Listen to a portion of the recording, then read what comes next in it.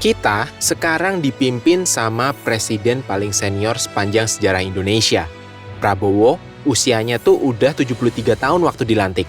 Dan belum lama ini menjalani operasi besar di kakinya karena cedera lama saat bertugas sebagai tentara. Di tengah kondisi seperti ini, wajar kalau mulai muncul pertanyaan. Apa yang terjadi kalau beliau harus beristirahat total atau tidak lagi bisa memimpin Indonesia?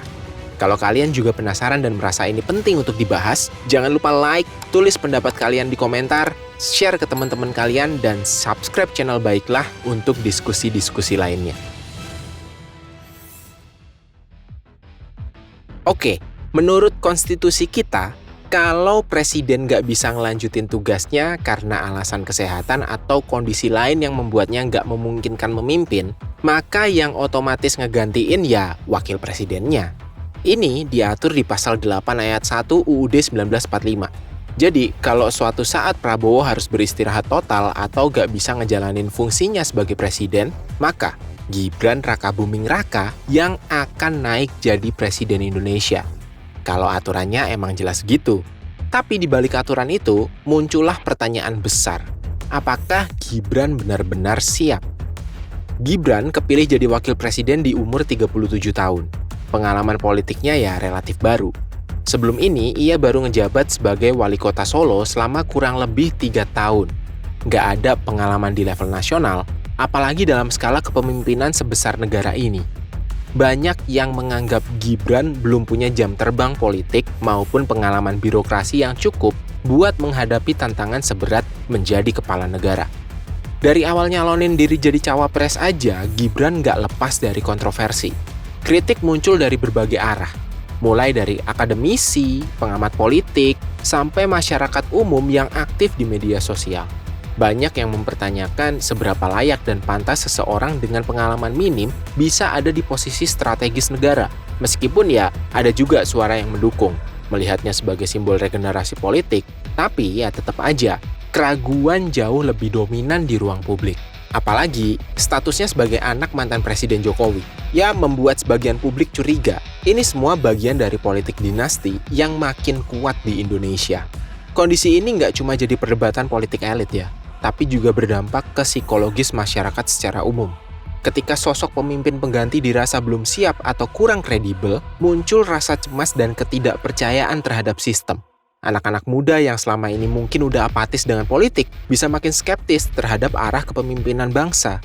Ketidakpastian ini, kalau dibiarkan, bisa berdampak ke stabilitas sosial dan memperdalam jarak antara pemerintah dan rakyat, terutama ke generasi muda yang sebenarnya justru sangat dibutuhin dalam proses demokrasi ke depan. Kalau benar Gibran harus menggantikan Prabowo, maka beban besar langsung ada di pundaknya. Tantangannya bukan cuma soal kebijakan, tapi juga membuktikan bahwa ia bisa meredam keraguan publik dan menunjukkan arah kepemimpinan yang solid.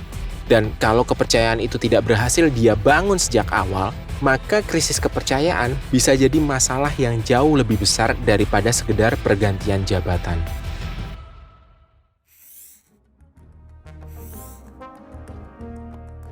Nah, kalau Gibran beneran naik jadi presiden karena Prabowo harus digantiin, reaksi masyarakat kemungkinan besar nggak bakal adem-adem aja. Salah satu yang paling kerasa adalah munculnya rasa nggak percaya dari sebagian besar publik. Banyak yang masih mempertanyakan pengalaman Gibran dan nggak sedikit yang ngerasa dia naik bukan karena prestasi, tapi karena jalur keluarga. Kesan politik dinasti jadi makin kuat dan itu bikin sebagian orang makin skeptis sama sistem pemerintahan kita. Di media sosial, suasananya pasti makin panas. Isu ini pastinya jadi bahan obrolan dan debat yang non-stop. Pihak yang mendukung akan bilang ini waktunya anak muda ambil peran. Tapi yang kontra bakal terus menyoroti proses dan kesiapan Gibran. Timeline bisa dipenuhi opini-opini keras, meme politik, sampai konspirasi. Ini bukan cuma soal politik, tapi udah jadi bagian dari kultur digital masyarakat kita yang cepet banget bereaksi ke hal-hal viral. Nggak cuma di dunia maya aja, di dunia nyata pun bisa muncul gerakan dari kalangan mahasiswa, aktivis, atau masyarakat sipil yang kritis. Mereka bisa turun ke jalan buat menyuarakan kekhawatiran tentang arah kepemimpinan, bukan karena mereka benci Gibran, tapi karena mereka ngerasa penting buat ngingetin bahwa pemimpin itu tuh harus punya kapasitas. Aksi ini bisa jadi bentuk kontrol sosial yang muncul dari rasa cinta terhadap negara. Selain itu, dampaknya juga bisa kerasa di sektor ekonomi. Dunia usaha dan investor biasanya sensitif sama situasi politik. Kalau mereka lihat kondisi di dalam negeri nggak stabil atau terlalu banyak ketidakpastian, mereka bisa nunda investasi atau ekspansi bisnis mereka. Ini mungkin nggak langsung bikin krisis, tapi bisa bikin pertumbuhan ekonomi jalan pelan dan akhirnya ngaruh juga ke lapangan kerja dan penghasilan masyarakat. Di tengah semua itu, ada juga kelompok masyarakat yang justru makin cuek. Mereka udah terlalu sering kecewa sama politik. Jadi kalau ada perubahan, ya mereka anggap biasa aja. Tapi justru ini yang bahaya. Kalau makin banyak orang jadi apatis dan nggak peduli, pemimpin bisa jalan sendiri tanpa pengawasan. Dan di sistem demokrasi, itu jelas nggak sehat. Karena kalau rakyatnya diem, siapa yang bakal jaga arah negara tetap benar?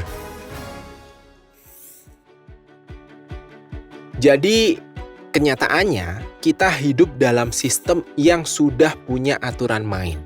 Kalau suatu saat presiden nggak bisa ngelanjutin tugasnya, ya wakil presiden yang harus ambil alih. Suka atau enggak, Gibran bakal jadi presiden kalau itu kejadian. Dan meskipun banyak pro kontra, sistem ini ada bukan untuk bisa kita pilih-pilih lagi di tengah jalan. Karena negara butuh terus jalan siapapun yang memimpinnya. Tapi yang perlu kita pikirkan bukan hanya soal siapa yang duduk di kursi itu, melainkan bagaimana kita sebagai warga negara merespon dan bersikap. Kita bisa aja nggak setuju, kita bisa ragu, tapi yang nggak boleh adalah kita buta soal sistem yang sedang berjalan. Di era di mana keputusan politik bisa berdampak langsung ke hidup kita, paham soal transisi kekuasaan itu tuh bukan cuma buat orang politik, tapi tanggung jawab semua warga. Kalau transisi itu benar-benar kejadian, kita juga nggak bisa berharap semua akan berjalan mulus. Yang bisa kita lakuin adalah mengawal prosesnya, kritis ke setiap kebijakan, dan tetap bersuara kalau ada yang nggak beres. Kita nggak bisa pasrah dan bilang, ya udahlah, karena sikap pasif justru bikin sistem makin jauh dari aspirasi rakyat. Jadi, siap nggak siap, kita harus lebih melek. Kita nggak bisa milih jalannya, tapi kita bisa siapin diri buat apapun yang mungkin kejadian di depan. Kalau kalian setuju ini penting buat dibahas lebih luas, jangan lupa like videonya, tulis pendapat kalian di kolom komentar, share ke teman-teman, dan subscribe channel Baiklah. Karena kita semua punya peran dalam cerita besar negara ini, bukan cuma jadi penonton.